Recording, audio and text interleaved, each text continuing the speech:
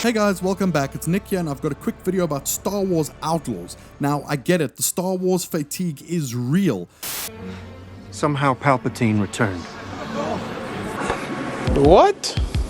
But if anyone's been fairly jazzed up lately about things like Andor and how good it was, you owe it to yourself, if you're feeling that magic of Star Wars again, to check out two games. One is Star Wars Jedi Survivor, which you can check out my review. There are no easy choices. And the other is Star Wars Outlaws, and I want to talk about it for a few reasons. It does sound interesting. Since it came out, it has had some significant updates that have already been out for quite a while, but more importantly, it's come to Game Pass now, which means it's available for quite a lot of people, and I liked the game a lot when it first came out, so I was singing its praises to a lot of people who either were busy with other games or just not interested, or caught up in the controversy and thinking that the game wasn't worth their while. Move along. The real, actual criticisms that were coming from proper critics and reviewers and gamers was really around the fact that it had some half-baked stealth and it had a few gameplay issues, and I think there were even bugs on certain platforms, but I still really enjoyed the game because from a Star Wars point of view, it was and remains to be maybe the best instance of a Star Wars world that I've ever experienced. If you want to play a game that makes you feel like you're actually in the Star Wars universe, that is the one to play, especially like places like Tatooine and that. It looks incredible, it feels incredible, and when you're busy coming in on your speeder into Mos Eisley just before sunset as the twin suns are coming down and everything, it's so atmospheric, and the way the cities, the towns and things feel as well. You will never find a more wretched hive of scum and villainy. Now, they've fixed a lot of the problems that people had with it in the beginning as well, which comes down to stuff like the stealth mechanics and, more importantly, the mission parameters linked to the stealth mechanics. So what really didn't help with the stealth mechanics was that they, as I mentioned, they were a little bit half-baked, but on top of that, there were mission parameters that stated that if you got caught or anything, you failed and you had to go again. So it kind of forced you to use a gameplay mechanic that wasn't great. Now, what they've done is they've updated it since then to improve things like how the stealth works, as well as allowing you to be a bit more creative with your missions now. If you want to go in guns a-blazing and things like that, you can.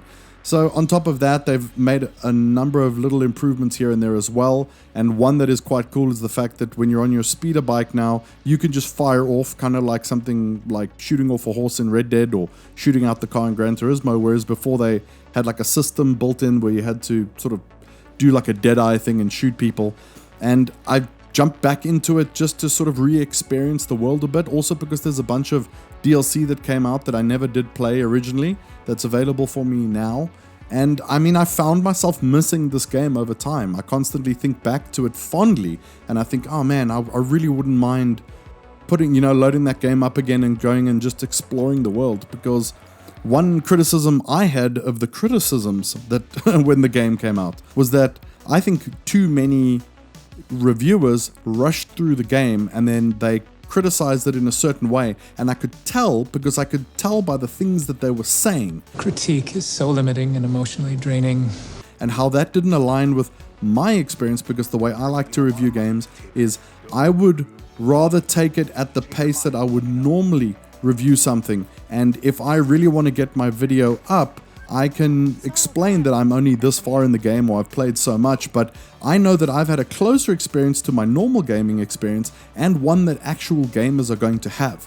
Because Star Wars Outlaws really benefits from exploration. The more you explore and look around, the more you're rewarded and the more immersive it becomes. There's really some cool stuff hidden around in this game. And you miss out on that and some of the ways the progression systems work if you rush, because a lot of cool little progression things were tied to things that I found by exploring. And I would see people and videos or reviews complaining about certain things in the game that I didn't have a problem with because I had access to those things because I had explored more and played the game in a way that it was supposed to be played. Punch it. Now sure, that's a bit of a silly thing to say because you can't really tell anyone how they should be playing a game, but what I'm saying is I am warning you, if you're going to play the game in a way that you just want to like speed through the campaign, then you're not going to have nearly as good a time as you're going to have if you take your time and explore and look around and find some of the amazing things that are out there in the world and all these great little nooks and crannies for you to find and upgrades to get from there. And I absolutely cannot talk about this game without talking about Sabak, the cool little mini game that's based on Sabak that you hear about them talking about in the movies. But it's such a great, like, poker-ish type game, if you know what I mean, that you sit around a table and play against other people, but it's got its own system and it's an awesome system. And I found myself really enjoying that so much when I first played the game that I just want to jump back in just to play that. And I wish they had a little standalone version of that as well. I'm also reminded just how much this game made me realize that Starfield could have done its space travel a whole lot better. Because while this game doesn't have crazy amounts of stuff to do where it comes to space travel, I just really love the way that they handled it in terms of the fact that you climb in your ship and there is a, you know, proper sort of little journey from on the ground up into cutscenes in the air, through the sky, out into space. Then you move around a bit, you pick your spot, you go into hyperdrive where it's still kind of live, you come out the other side, land on the other side, and it feels good. It is really nothing more than a bunch of little procedures and maybe, you know, cutscenes and things like that mixed in together. But they do it so well, it makes it feel like you went on a little journey. Unlike something like Starfield, where it just feels like you went through a screen, a few menus and loading screens. So I really appreciated that as well.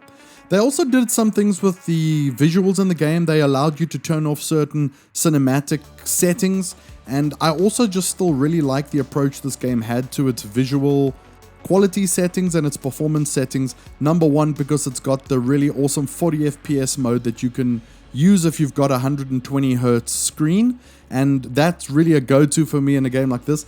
Truth be told, they've got this game so locked down that even the 30 FPS mode in this game somehow feels notably smoother than the 30 FPS modes in some other games. They've really handled it well. It's locked. It uses the motion blur quite well, I think, to also sort of hide the lower frame rate in a way. But you can pump it up to 60 as well and have it be in performance mode. But there is quite a visual bump I found when you're in the balanced and quality mode. So if you can do that 40, it's really great. And there's also the option since launch to basically play the game in a super widescreen mode that's cinematic, or to just play it in full screen. And I mean, you can go with whatever you prefer, but I actually really like that I had the option between those two. They definitely each do have their pros and cons. So that's cool as well.